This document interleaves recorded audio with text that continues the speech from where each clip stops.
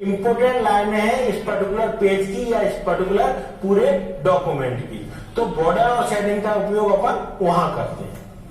अगला जो अपना पॉइंट है वो है कॉलम।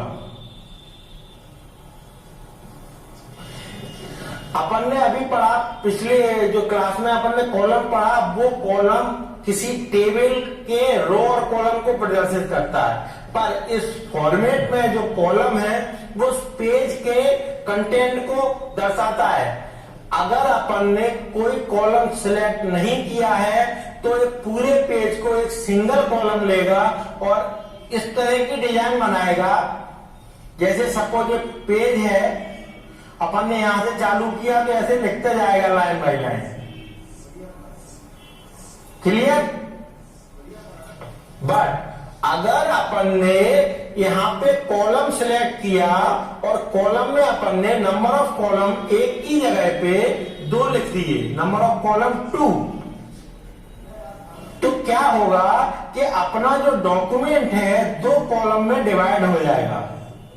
यहां लिखा है तो यहां से चालू होगा, ये लिखा जाएगा, जैसे ही यहां खत्म हुआ और उसके आगे अपन ने लिखा तो यहां पे आ जाएगा वो।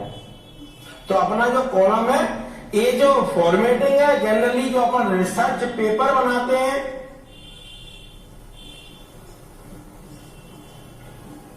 और उनको पब्लिश करते हैं, उनके लिए फॉर्मेटिंग 2 कॉलम फॉर्मेट यूज होता है। ऐसे ही अपन कॉलम की संख्या बढ़ाते जाएंगे तो अपना जो वर्ड प्रोसेसर का पेज है वो उतने ही पार्ट में टूटता जाएगा। अगर अपन कॉलम को सिलेक्ट नहीं करते हैं तो जनरली कॉलम इक्वल टू होता है 1 और पूरे पेज को ही एक कॉलम की तरह ट्रीट करता है। ठीक है। नेक्स्ट जो अपना फॉर्मेट मेन्यू का ऑप्शन है, that is the change case. ठीक है, ये चेंज केस जो वर्ड है that is very important to our format menu bar. अगला जो अपना ऑप्शन है that is the change case. ये चेंज केस जो मेन्यू है, ऑप्शन है अपने फॉर्मेट मेन्यू बार में, वो बहुत ही इंपॉर्टेंट है, क्योंकि अगर अपन गलती से कोई डॉक्यूमेंट बना रहे हैं, अपन ने बहुत सारा लिख लिया है और अपन को ध्यान आया कि ये तो दूसरे केस में डिफाइन करना था अपन को, तो बहुत ही मुश्किल होती है। तो इस ऑप्शन के द्वारा अपन उसको इजीली चेंज कर लेते हैं। जैसे अपन एक वर्ड लेते हैं, राम इज अ बॉय। ये रनिंग केस है, ठीक है, राम इज अ बॉय। अगर अपन इसको अपर केस में लिखेंगे, अपर केस में लिखेंगे, अपर केस का मतलब होता है सारे जो वर्ड हैं वो कैपिटल ही रहेंगे, तो अपन यहां लिखेंगे राम इज अ बॉय। ठीक है, और अपन इसको भी है कि ये भी कैपिटल रहेगा, बॉय। अगर अपन इसको लोअर केस में लिखेंगे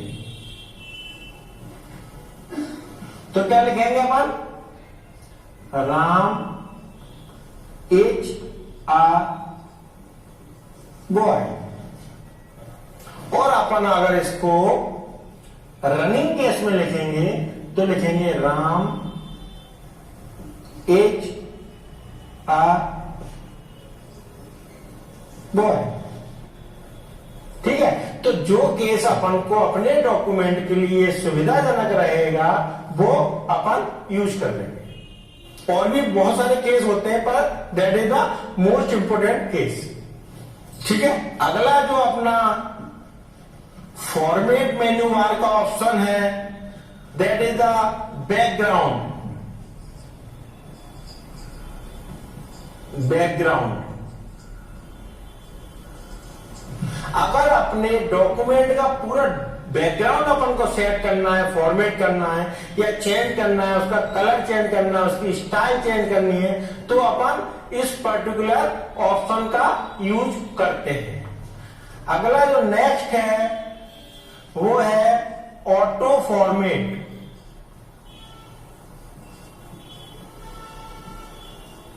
ऑटो फॉर्मेट ये ऑप्शन बहुत ही इंपॉर्टेंट है। जो बिल्कुल नए लोग हैं जिनको ये सारी चीजें नहीं आती हैं, तो अगर अपने डॉक्यूमेंट को बनाने के बाद अपन इस ऑटो फॉर्मेट मेन्यू का यूज कर ले, तो जो डॉक्यूमेंट है उसका वर्ड प्रोसेसर अपने आप चीजों को रिकॉग्नाइज करके बहुत बढ़िया बना के दे देता है।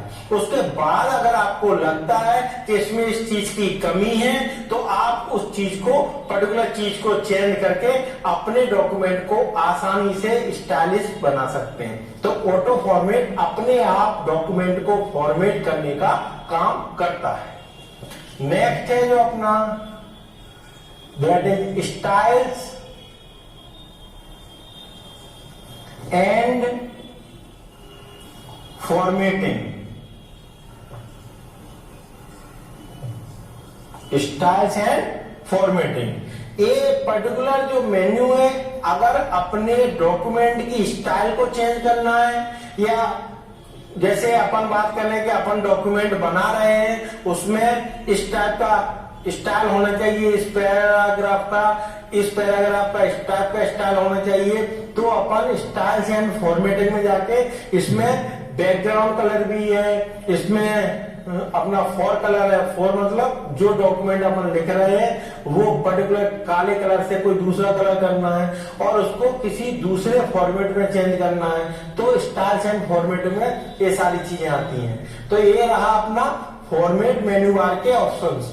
Font, paragraph, bullet and numbering, borders and shading, column, change case, background, auto format and styles and formatting. ये सारी चीजों को जब अपन प्रैक्टिकल करेंगे तो एक एक करके अपन अपने डॉक्यूमेंट पे देखेंगे कि कैसे चीजें क्या काम कर रही हैं और उससे अपने डॉक्यूमेंट पे क्या प्रभाव पड़ रहा है। आइए अब अपन देखते हैं यहाँ पे next option that is the tool. तो अगला जो अपना मेन्यू बार का एलिमेंट है that is the tool. Tool में जो पहला वर्ड होता है that is the spelling and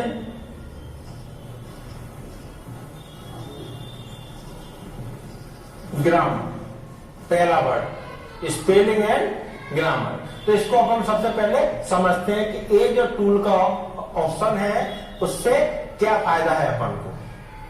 जो लोग अंग्रेजी में बहुत ज्यादा कमजोर होते हैं, ऐसे लोग जब डॉक्यूमेंट बनाते हैं तो जाहिर सी बात है थोड़ी बहुत स्पेलिंग की या ग्रामेटिकल मिस्टेक की अपन को थोड़ा एहसास होता है कि ये गलत हो सकती है।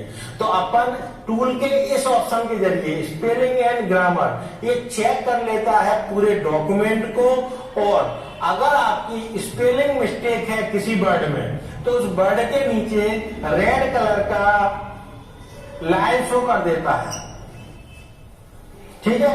और अगर आपकी स्पेलिंग मिस्टेक नहीं है तो, और ग्रामेटिकली कोई पर्टिकुलर लाइन गलत है तो उसको ग्रीन